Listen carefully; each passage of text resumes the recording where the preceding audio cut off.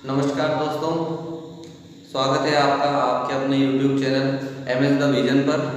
दोस्तों, आज हम परसेंटेज चैप्टर पढ़ेंगे पार्ट 2। इसके पहले अपन ने पहले वाली वीडियो में पार्ट 1 डाला था, जिसमें अपन ने फ्रैक्शन प्रतिशत को फ्रैक्शन में कैसे बदला जाता है और एक क्वेश्चन टाइप 1 का भी किया था। तो आज हम इसी टाइप 1 का दूसरा क्वेश्चन करने वाले हैं। तो आप जिन्होंने इसके पहले वाला वीडियो नहीं देखा हो तो कृपया प्लेलिस्ट में जाकर के आप पहले वाला वीडियो देख सकते हो। अपन आज टाइप 1 का ही क्वेश्चन नंबर 2 करेंगे। बिल्कुल सिंपल सा सवाल है।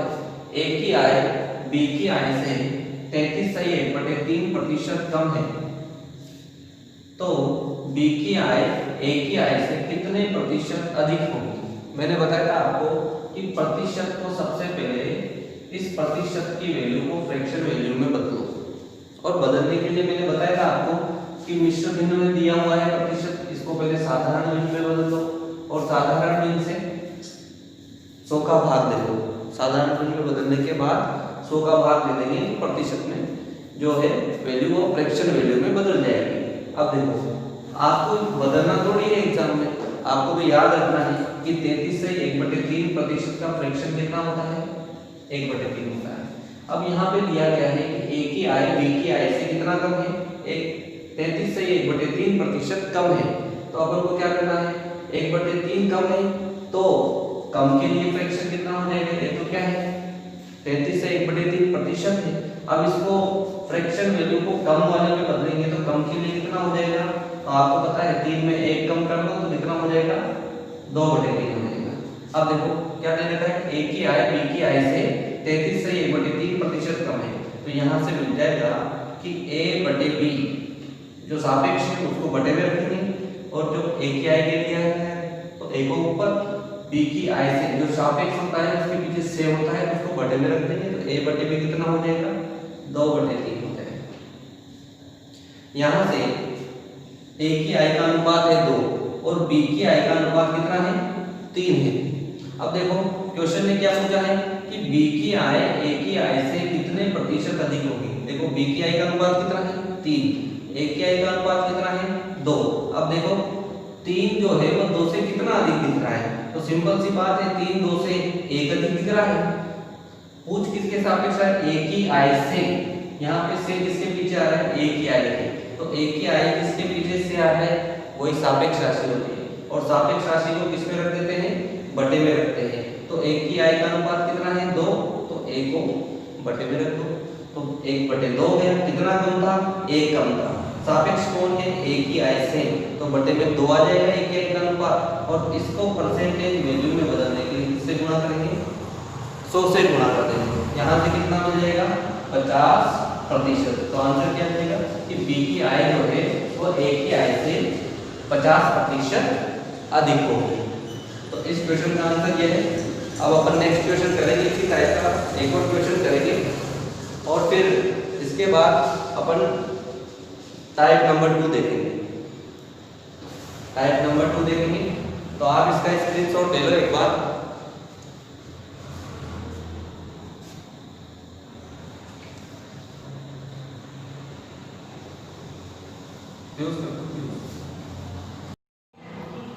नमस्कार दोस्तों, अब अपन क्वेश्चन नंबर 3 पढ़ेंगे। क्वेश्चन नंबर 3 क्या कहता है, ए का वेतन बी के वेतन का 40% है तथा बी का वेतन सी के वेतन से 25% अधिक है, तो सी का वेतन ए के वेतन से कितने प्रतिशत अधिक होगा।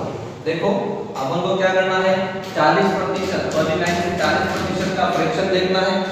40% का फ्रैक्शन कितना होता है, 2/5 होता है। अब देखो ए का वेतन बी के वेतन का 40% है, यहाँ से क्या आ जाएगा, a/b। ए का वेतन बी के वेतन का, तो a/b कितना हो जाएगा, 40% है, तो 40% का मतलब कितना होता है, 2/5 है, मतलब 2/5। अब दूसरी लाइन में क्या बोला है कि बी का वेतन सी के वेतन से 25% अधिक है। देखो यहाँ से क्या मिल जाएगा, B/C मिलेगा।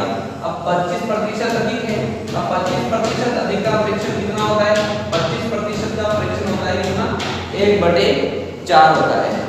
अब अधिक के लिए फ्रैक्शन निकालेंगे तो 4 में 1 जोड़ दो, कितना हो जाएगा, 5/4 हो जाएगा। तो यहाँ से कितना मिल जाएगा, B/C 5/4 मिल जाएगा। अब क्वेश्चन में क्या पूछा है, C का वेतन A के वेतन से कितने प्रतिशत अधिक होगा। देखो अब बात C और A के बीच में हुई है, तो अपन को क्या चाहिए, या तो C/A चाहिए या फिर A/C चाहिए। तो कैसे निकलेगा, आपको इस पहली इक्वेशन को और दूसरी इक्वेशन को दोनों को गुणा कर दो। गुणा करेंगे तो क्या हो जाएगा, A/B गुणा B/C कर दो। यहाँ से क्या मिल जाएगा, 2/5 गुणा 5/4 मिल जाएगा। कट गया 5 से 5, 2 से ये 2 बार। तो यहाँ से इधर देखो B भी कट गया, तो क्या बचा ऊपर, A/में क्या बचा, C कितना आ गया, A/C बराबर कितना, 1/2। अब क्वेश्चन ने क्या पूछा, C का वेतन A के वेतन से कितने प्रतिशत अधिक होगा। तो देखो C जो है वो 2 है, C का अनुपात कितना है, 2, A का अनुपात कितना है, 1। अब C जो है वो 2 है, A जो है वो 1 है, तो 2 1 से कितना अधिक है। तो आप कहोगे कि 2 जो है वो 1 से 1 अधिक है। किसके सापेक्ष बात कर रहा है, A के वेतन से। तो A का वेतन कितना है, 1 ही है, तो बटे में क्या आएगा, 1 आएगा। परसेंट में बदलने के लिए क्या करेंगे, 100 से गुणा, और आपको यहाँ से दिख रहा है कि 100% ही आपका आंसर होगा। तो C का वेतन A के वेतन से कितने प्रतिशत अधिक होगा, 100% अधिक होगा। तो देखो क्वेश्चन पढ़ के ही आंसर देना है कि क्वेश्चन पूछ क्या रहा है। इसमें ये लाइन जरा सी चेंज हो जाएगी, इसमें आंसर अलग हो जाएगा। अभी बताऊंगा मैं आपको कैसे होगा। देखो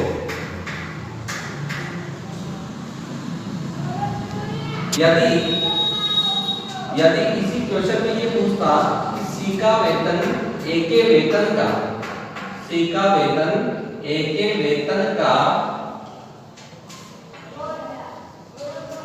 कितने प्रतिशत होगा, कितने प्रतिशत होगा, तब आंसर क्या है, C का वेतन A के वेतन का कितने प्रतिशत होगा, तब आंसर क्या है। देखो यहाँ तक तो सब में सेम ही होगा। अब पूछा क्या है, C का वेतन कितना है, 2, A का वेतन कितना है, 1। अब पूछ लिया क्या, C का वेतन A के वेतन का कितने प्रतिशत होगा। तो आपको बताओ, 2 जो है C का वेतन है, 1 जो है वो A का वेतन है। अब बताओ 2 जो है वो 1 का कितना प्रतिशत है। तो कैसे निकलेगा, किसकी बात पूछ रहा है, 2 की। किसके सापेक्ष पूछ रहा है, 1 का। A का मतलब 1 कितना है, 1, तो 1 बटे में आ जाएगा, और परसेंट में बदलने के लिए किससे गुणा, 100 से गुणा, तब आंसर कितना आता, 200%। बात समझ में आ रही है। इसी तरह यदि वो पूछ लेता, इसी तरह यदि इसी क्वेश्चन को वो थोड़ा सा चेंज कर देता, यहाँ पे ये लिख देता कि A का वेतन C के वेतन से कितने प्रतिशत कम होगा, ये लिख देता। A का वेतन C के वेतन से कितने प्रतिशत कम होगा, तब आंसर क्या आता। देखो पूछ लिया क्या, A और C में पूछ रहा है, लेकिन पूछ क्या रहा है, A का वेतन C के वेतन से कितने प्रतिशत कम होगा। अब देखो अब बात उल्टी हो गई, A कितना है, 1, C कितना है, 2। अब बताओ 1 जो है वो 2 से कितना कम है। तो आप कहोगे 1 जो है वो 2 से कितना कम है, 1 कम है।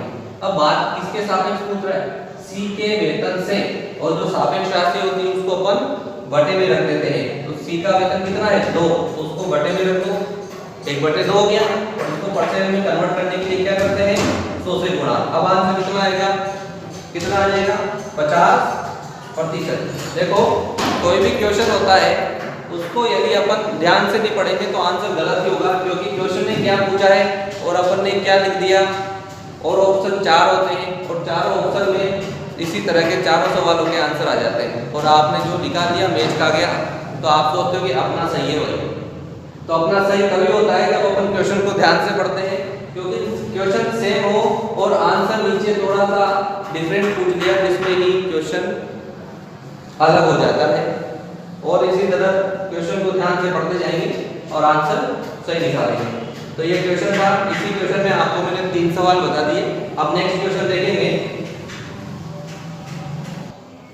हाँ दोस्तों, अब क्वेश्चन नंबर 4 क्या कह रहा है? क्वेश्चन नंबर 4 देखो, ए की आय बी की आय से 30% अधिक है, तो बी की आय ए की आय से कितने प्रतिशत कम होगी? अब देखो यहाँ पे क्या दिया गया है? परसेंटेज 30% अधिक है। 30% का फ्रैक्शन कितना था? 3/10। देखो आप जो भी नई वीडियो देख रहे हो, इसी को देख रहे हो तो इसके पहले वाली वीडियो देखो, ताकि आपको फ्रैक्शन वैल्यू जो निकलती है उसका पता चल जाएगा कि फ्रैक्शन कैसे निकलता है। तो 30% का फ्रैक्शन कितना होता है? 3/10 होता है। और अधिक के लिए कितना हो जाएगा? तो अधिक के लिए हो जाएगा 10 में 3 जोड़ तो कितना हो गया? 13/10 हो गया। अब देखो क्या बोला है? ए की आय बी की आय से, तो क्या हो जाएगा? A/B। A/B कितना हो जाएगा? अधिक है तो 13/10, 30% अधिक है तो A/B कितना हो गया? 13/10 हो गया। पूछा क्या है? बी की आय ए की आय से कितने प्रतिशत कम होगी? तो बी की आय कितना है? 10 अनुपात में। ए की आय कितने अनुपात में है? 13 अनुपात में। तो 10 जो है वो 13 से कितना कम है? आप कहोगे 3 कम है। किसके सापेक्ष बात पूछ रहा है? ए की आय से। ए की आय का अनुपात कितना है? 13। जो सापेक्ष होता है उसको बटे में और परसेंट में कन्वर्ट करने के लिए 100 से गुणा कर देंगे। देखो आंसर कितना आ जाएगा? बताओ। 300/13 भाग 2 13 26, 4 बचा 3 13 39, 23 सही, 1/13%। ये आपका आंसर होगा। देखो तो क्वेश्चन ने क्या पूछा था? कितने प्रतिशत कम होगी, तो अपन ने कम के लिए निकाला है। यदि वो पूछ लेता कि बी की आय ए की आय का, ऐसे पूछ लेता कि बी की आय ए की आय का कितना प्रतिशत होगा, कितने प्रतिशत होगा, तो आप क्या करते हैं? फिर आपको क्या जवाब देना पड़ता कि बी की आय तो 10 है और ए की आय कितनी है? 13। तो 10 जो है वो 13 का कितना प्रतिशत है? तो 10/13 गुणा 100 कर देंगे। बात समझ में आ रही है? यदि वो पूछ लेता ए की आय, यहाँ पे लिख देता ए की आय बी की आय का कितना प्रतिशत है, तो ए की आय कितनी है? 13, बी की आय कितनी है? 10, तो 13/10 × 100 करना पड़ता। बात समझ में आ रही है? तो जैसा क्वेश्चन पूछे वैसा ही जवाब देना है। वैसे रियल क्वेश्चन ऐसा पूछ सकते हैं, बाकी जो मैं बता रहा हूँ शुरुआत में वही क्वेश्चन आता है फिर, ठीक है? हाँ, तो अब अपन टाइप नंबर 1 के अपन ने 4 क्वेश्चन कर लिए। चारों क्वेश्चन ऐसे हैं जो परीक्षा की दृष्टि से बहुत ही महत्वपूर्ण है। अब देखो टाइप नंबर 2 में किस प्रकार के सवाल आते हैं। देखो आपने देखा होगा कि प्रतिशत चैप्टर से लगभग एक तो आय से रिलेटेड और एक खर्चे से रिलेटेड, खर्च से रिलेटेड भी क्वेश्चन आता है। तो खर्च से रिलेटेड 2-3 प्रकार के क्वेश्चन आते हैं। तो उन क्वेश्चंस को मैं आपको बताऊंगा कि क्वेश्चंस कैसा आता है टाइप नंबर 2 में। देखो टाइप नंबर 2 क्या कहता है? क्वेश्चन क्या है? एक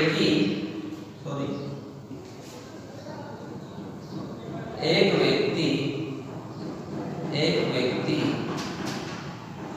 अपने वेतन का, एक व्यक्ति अपने वेतन का 40% खाद्यान्न, एक व्यक्ति अपने वेतन का 40% खाद्यान्न पर तथा 5% किताबों पर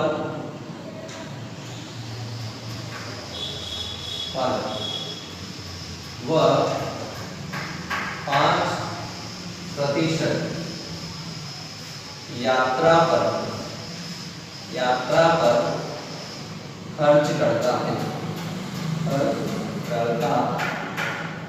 है। एक व्यक्ति अपनी वेतन का 40% खाद्यान्न पर, 5% किताबों पर व 5% यात्रा पर खर्च करता है तथा उसकी मासिक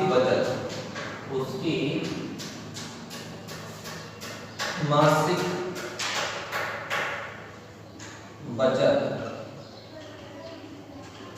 उसकी मासिक बचत 5,000 रुपए हो तो उसका मासिक वेतन ज्ञात करो। उसका मासिक वेतन याद करो। देखो इस क्वेश्चन का सॉल्यूशन एक लाइन का है, देखा जाए तो। अब देखो सबसे पहले मैं बताऊंगा कि कोई भी व्यक्ति जितना आय करता है, मतलब जितनी उसकी इनकम है, वो इनकम बराबर होती है, आय बराबर होता है उस व्यक्ति के द्वारा किया गया खर्च, उस व्यक्ति के द्वारा किया गया खर्च और उस व्यक्ति के द्वारा की गई बचत की योग के बराबर। आय बराबर क्या होता है? खर्च प्लस बचत होती है। अब इसी बेस से ये क्वेश्चन बना है। देखो क्वेश्चन में क्या था, एक व्यक्ति अपने वेतन का 40% खाद्यान्न पर, 5% किताबों पर, 5% यात्रा पर खर्च करता है तथा उसका मासिक बचत जो है 5,000 रुपए हो तो उसका मासिक वेतन ज्ञात करें। देखो परसेंटेज में कोई भी संख्या जो होती है वो अपने आप में 100% होती है। इसी तरह अपन आय को भी 100% मान के चलते हैं कि व्यक्ति की जो कुल आय थी वो कितनी थी? 100% थी। तो अपन ने मान लिया कि उसकी आय कितनी थी? आय थी कितनी? 100%। अब 100% में से उसने 40% खर्च कर दिया खाद्यान्न पर, फिर उसने खर्च किया 5% किताबों पर और फिर खर्च किया 5% यात्रा पर खर्च कर दिया। अब देखो टोटल कितना प्रतिशत खर्च कर चुका है? 40 प्लस 5 45 प्लस 5 50, मतलब टोटल कुल खर्च कितना प्रतिशत हो गया? 50%। अब देखो 100% कमा रहा था, उसमें से 50% उसने खर्च कर दिया। अब बताओ बचाएगा कितना प्रतिशत? तो आप कहोगे 100% में से 50% खर्च किया है तो बचत जो होगी उसकी वो कितने प्रतिशत होगी? 50% ही होगी। कितने प्रतिशत होगी? 50% होगी। और 50% जो बचत है वो आपको दे रखी है कितनी? 5,000 रुपए। तो यहाँ से देखेंगे कि जो 50% जो बचत है वो किसके बराबर हो जाएगी? कर दो 50% जो है उसको 5,000 के बराबर कर दो। तो यहाँ से 50% 5,000 है तो 1% कितना होगा? 50% बराबर 5,000 है तो 1% कितना होगा? तो 5,000 बटे 50 हो जाएगा। 5,000 बटे 50 करोगे तो कितना आ जाएगा? 100। 1% बराबर कितना मिल गया आपको? 100 मिल गया। बस आंसर आ गया। आपको क्या निकालना है? उसका मासिक वेतन, और मासिक वेतन कितना प्रतिशत है? 100%। तो 1% बराबर 100 है तो 100% कितना होगा? 100% कितना हो जाएगा? 1% बराबर 100 है तो 100% बराबर 100 इंटू 100। यहाँ से कितना मिल जाएगा? 10,000 रुपए। मतलब वो मासिक वेतन कितना था उसका? 10,000 रुपए। तो ये टाइप नंबर 2 का क्वेश्चन नंबर 2 है 1 है। देखो ये छोटी छोटी चीजें कि 1% बराबर 100 है तो 100% कितना होगा, ये सब आप लोगों ने पहले ही सीख लिया होगा, इनको बताने की जरूरत नहीं है कि 1% बराबर 100 है तो 100% बराबर 10,000 कैसे होगा? कैसे होता है? आप जैसे मान लो एक पेन का मूल्य 100 रुपए है तो 100 पेनों का मूल्य कितना होगा? आपका मूल्य 10,000 है। वैसे ही 1% बराबर 100 है तो 100% कितना होगा? 10। अब जैसे मान लो यहाँ पे 50% बराबर 5,000 है तो 1% निकालना है तो बचपन में क्या होगा? क्योंकि 50% बराबर 5,000 तो 1% बराबर 5,000 बटे 50 बचपन में किया था। तो वैसे ही सवाल है, बिल्कुल सिंपल मेथड से बताया है। देखो धीरे धीरे अपन इस क्वेश्चन को 1 लाइन का कर देंगे। सेकंड जो क्वेश्चन करेंगे उसको एक ही लाइन में। देखो ये स्टेप जो है ये आपको याद हो जाएगी। कैसे होगा? क्वेश्चन पढ़ोगे जिसमें जोड़ लेना 40 प्लस 5 45 प्लस 5 50 हो गया 50% खर्च। अब बचा कितना? खर्च 50 हुआ है तो बचाया भी 50 होगा तो 50% बराबर बचत के बराबर कर दो। देखो बचत दी गई है तो बचत के परसेंटेज के बराबर करना है। खर्च दिया गया है अपन को यहाँ पे कि इतना खर्च करता है तो खर्च के ही परसेंटेज के बराबर करना है। और यदि उसने आय दे दी तो आय के परसेंटेज के बराबर करना। ऐसा नहीं है कि आप बचत दी गई है और खर्च के परसेंटेज के बराबर कर दो, क्योंकि खर्च दिया होगा तो खर्च के परसेंटेज के बराबर करते हैं, बचत दी गई है तो बचत के परसेंटेज के बराबर करेंगे। तो ये क्वेश्चन को पढ़ के थोड़ा सा ध्यान रखना पड़ता है। वैसे ज्यादातर जो क्वेश्चन आता है अभी तक जितने भी पेपर हुए हैं उनमें जो क्वेश्चन आता है उसमें बचत ही दी गई होती है। ठीक है, तो अपन अब नेक्स्ट क्वेश्चन देखेंगे इसका।